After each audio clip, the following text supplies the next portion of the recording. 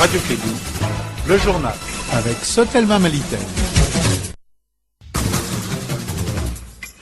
Bonjour à tous et bienvenue. Voici le sommaire de ce journal. Mohamed Ali Di Ibrahim, arrêté hier soir par les forces de sécurité du Mali. Ce terroriste est l'auteur de la récente évasion des prisonniers de la maison centrale d'arrêt de Bamako. Le ministre de l'Éducation nationale a été interpellé par le député Ibrahim Beridogo sur la débâcle des examens de fin d'année au Mali. Selon lui, le renouvellement des premiers responsables de gestion de l'appareil éducatif opéré par le ministre de l'Éducation est à la base de cette débâcle.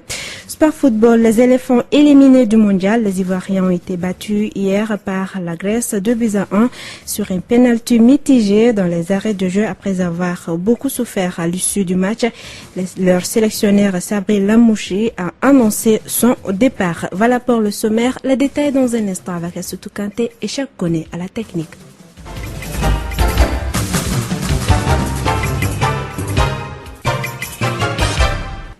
Fin de cabale pour le terroriste qui s'est évadé de la prison centrale de Bamako. Mohamed Ali Di Ibrahim a été arrêté hier soir par les forces de sécurité du Mali dans un bâtiment à l'ACI 2000.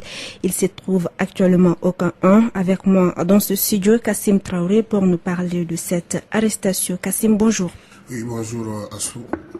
Comme vous l'avez dit, ça fait quelques moments que la police, la brigade de recherche ainsi que les services de renseignement étaient en train de rechercher Mohamed Ali Agwadoussen, qui est le terroriste qui avait causé l'évasion au niveau de la prison centrale de Bamako, où une vingtaine de prisonniers s'étaient évadés. Hier, ils ont eu des précisions précises, disons des indications précises pour le localiser. C'est ainsi qu'une opération a été montée très tard dans la nuit, à 4 heures du matin, pour mettre la main sur Ouassouden. L'opération s'est passée dans un bâtiment au niveau de l'ACI 2000, où l'intéressé se trouvait avec l'une de ses copines qui serait une ancienne Miss du Mali. Sur le coup, les policiers quand même n'ont pas hésité, ils ont ouvert les faits. La fille a été touchée, on ne sait pas pour le moment si elle a succombé à ses blessures. Quant à Wadoussen, il a été désarmé et déshabillé par les militaires maliens qui l'ont mélotté avant de le conduire sans résistance car il ne voulait pas qu'on mette fin à sa vie. En tout cas pour le moment, l'intéressé se trouve au niveau du camp 1 de la gendarmerie. Les autres investigations continuent car il a plusieurs complices qui sont toujours dans la nature. Voilà. Merci Kassim. Nous poursuivons ce journal pour parler des examens scolaires au niveau de l'enseignement fondamental et au niveau de l'enseignement secondaire général. Précisément, le diplôme d'études fondamentales DF et le baccalauréat ont été émaillés de fraude massive. Ces examens surviennent cependant après un renouvellement à grande échelle opéré par la ministre de l'Éducation des premiers responsables de gestion de l'appareil éducatif. C'est pourquoi le député Ibrahim Beridogo a interpellé le ministre de l'Éducation nationale sur la débâcle des examens de fin d'année au Mali, une interpellation suivie par Kassim Traoré au niveau du Parlement malien.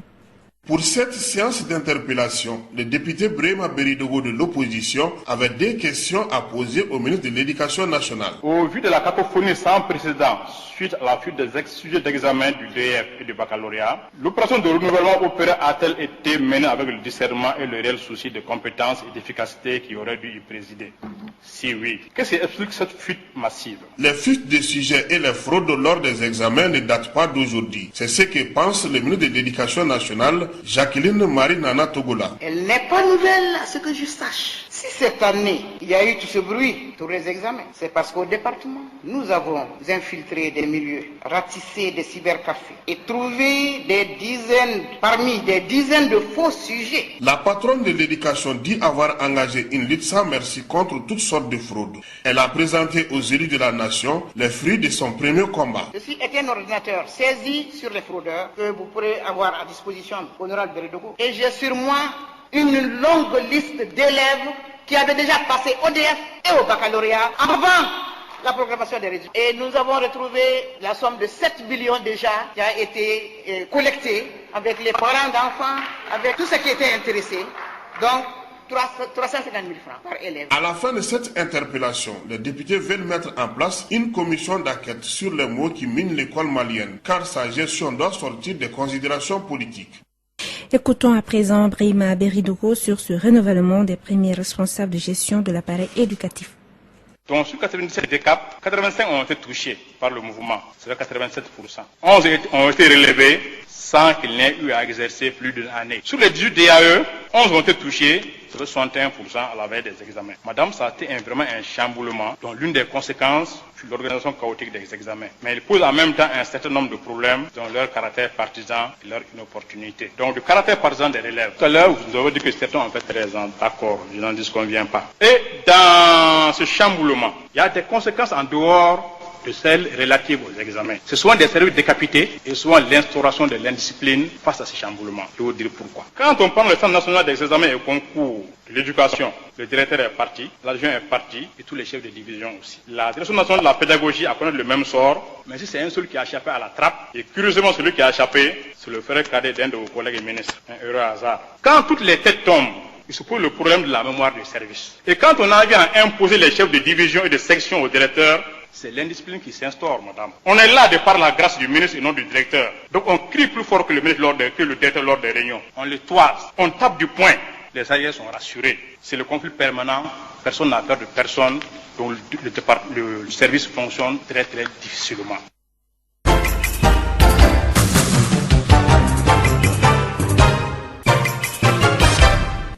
La coordination des volontaires pour le développement de Sikasso mobilise les forces vives de la région pour des projets d'intérêt général.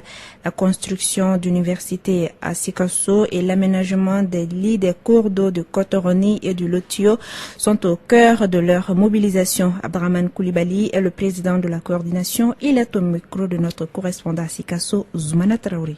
Il va de soi que la construction de l'université de Sikasso est un problème sérieux pour la région. Chaque année, Sikasso perd au moins 400 étudiants. La déperdition scolaire au niveau de la région de Sikasso, aux études supérieures, fait 400 élèves par an. Les raisons sont diverses. Manque de moyens, manque de logement, manque de nourriture, manque de déplacement. Ça, ce sont des enquêtes faites par un syndicat d'enseignants de Sikasso. Donc nous avons pris le problème à bras le corps. Nous, du moins, les problèmes, parce qu'il s'agit de l'université, de l'aménagement du Lotio et du Kotoroni, le lit et les berges. Donc, c'est la réalisation de ces projets-là ne peut aller sans la volonté manifeste de toutes les couches de la population de Sikasso. Donc notre tâche maintenant, notre souci primordial maintenant, c'est de faire une mobilisation monstre autour de ce projet. On a envoyé 5 correspondances à Bamako, 5 dossiers bien remplis. Le premier dossier à l'adresse des députés du cercle de Sikasso. Ensuite, un deuxième dossier à l'adresse des députés de la région de Sikasso. Le troisième et le quatrième dossier au nom des associations des Sikassois résidant à Bamako. Et le cinquième dossier au nom des intellectuels de Sikasso à Bamako. Ici à Bamako, mettre en œuvre les moyens et pratiques permettant de respecter la personne en détention, cela à travers l'application des lois et règlements en vigueur. C'est l'objectif ce mercredi d'un atelier d'échange entre les avocats et les services de sécurité. Il est organisé par l'avocat sans frontières. Le thème retenu est dignité et respect des droits des personnes privées de liberté. Pendant 3 jours, plusieurs thèmes seront abordés pour expliquer les conditions de détention. Le représentant du président des avocats sans frontières au Mali, Seydou Doumbia, il est au micro de André Traoré. Il y a plusieurs thèmes qui seront abordés lors des sessions parce que nous partons de thématiques comme la détention provisoire. On va parler de la détention provisoire, les conditions, les règles de la détention provisoire. On va parler également d'un autre aspect de la détention qui ne concerne pas tout à fait la procédure en elle-même, mais il s'agirait en ce moment de voir est-ce que le détenu, on lui rend justice en lui rendant son humanité. En lui rendant son humanité, c'est-à-dire en ne le traitant pas juste comme une personne. Donc, au-delà de la vérification des conditions de détention, on va vérifier d'autres conditions intrinsèques. Donc, ceux-ci sont abordés dans différentes situations à travers des cas pratiques que l'on va exposer aux participants et ils vont cogiter là-dessus et on va dégager des pratiques. En fait, ici, à la fin, on va dégager une compilation de bonnes pratiques en matière de détention. Un forum de sensibilisation et des plaidoyers au profit des élus du Sud s'est ouvert hier à Ségou. Il est consacré sur la réduction des risques de catastrophes et d'adaptation au changement climatique. Il s'agira durant 3 jours d'informer les décideurs politiques sur la nécessité de diligenter la mise en place des institutions clés afin de favoriser une prise de conscience sur l'importance de la protection des populations et de leurs biens. Il est organisé par le ministère de l'Intérieur et de la Sécurité à travers la Direction générale de la protection civile. Pour plus de détails, écoutez Brima Kone, expert en gestion des risques et de catastrophes, consultant de l'atelier. Il est au micro de Douba Dambélé.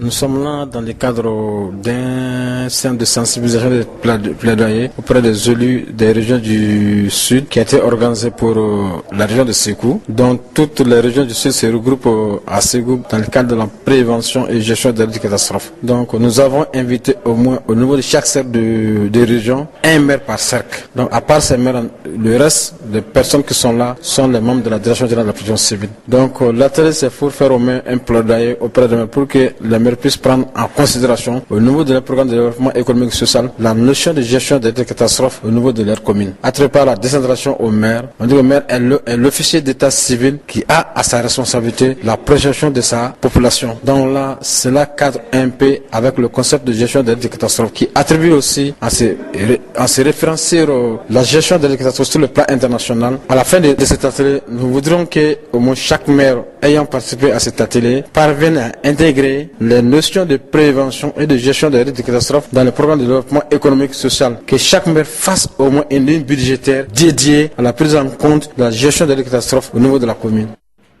Restons à Ségou pour parler d'un autre sujet. La cellule nationale de lutte contre le travail des enfants a tenu hier une table ronde d'information et de sensibilisation sur le lien entre la protection sociale et le travail des enfants.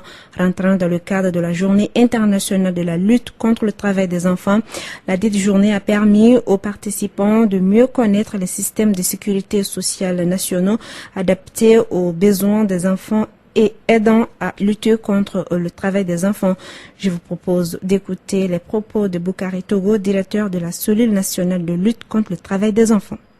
Les jours de nous, c'est pour donner l'occasion au niveau international et national, donner l'occasion d'attirer l'attention de tout le monde sur les contraintes et les risques liés au travail des enfants. Donc c'est dans ce cadre-là que chaque année, l'Organisation internationale du travail choisit un thème que nous célébrons pour chaque année. Cette année, alors à la 3e édition, le thème est étendre la protection sociale et éliminer le travail des enfants. Il s'agit pour cette occasion, à l'occasion de cette table ronde, d'informer et de sensibiliser l'ensemble des partenaires de la région de Ségou. Si je nomme partenaires, je parle des services techniques, les représentants des services techniques régionaux, je parle des médias, je parle des organisations de la société civile, je parle des organisations d'enfants et je parle des partenaires sociaux. Attirer l'attention sur tout ceci, sur les dangers et les risques liés au travail des enfants. Et essayer de montrer le lien qui existe entre le travail des enfants et la protection sociale. Comment la protection sociale peut contribuer à empêcher les enfants de travailler ou peut contribuer à retirer, à soutenir les enfants du travail. Parce que vous savez, chez nous, il y a les systèmes de protection sociale qui existent, mais ces différents systèmes de protection sociale-là, est-ce que réellement ça contribue à retirer les enfants du travail? Donc voici toute la problématique, toute la question qui a été débattue au cours de cette table ronde-là.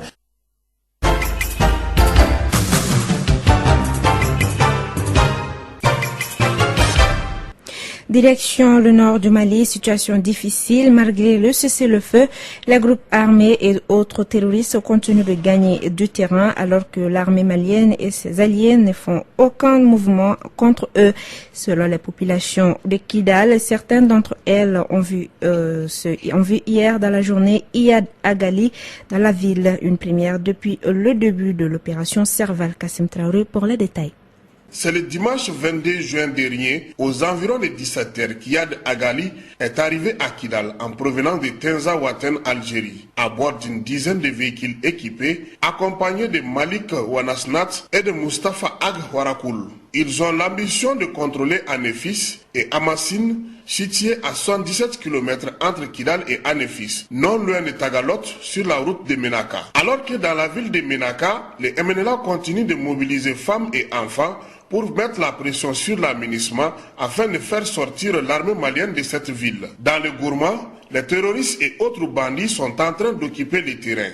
Leur présence est signalée par les populations d'Inadjetafan, Boulkessi, Ndaki, Intelit et Tessit. Tout cela en violation de l'accord de cessez-le-feu que Bamako a signé avec les groupes armés. En tout cas, les militaires maliens qui sont positionnés à Aguelok se plaignent beaucoup de leur position, car depuis qu'ils ont été désarmés, ils ne bénéficient d'aucun soutien de la part de la MINUSMA.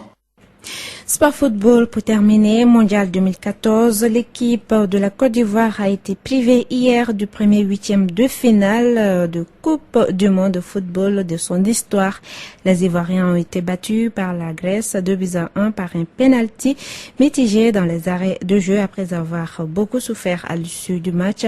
Leur sélectionneur Sabri Lamouchi a annoncé son départ. Il est exactement 13h passé de 17 minutes. C'est la fin de ce journal qui vous a été présenté par Assetou Kanté, mise en onde par Chakone. Vous pouvez réécouter ce journal sur notre site d'information www.info-mali.com.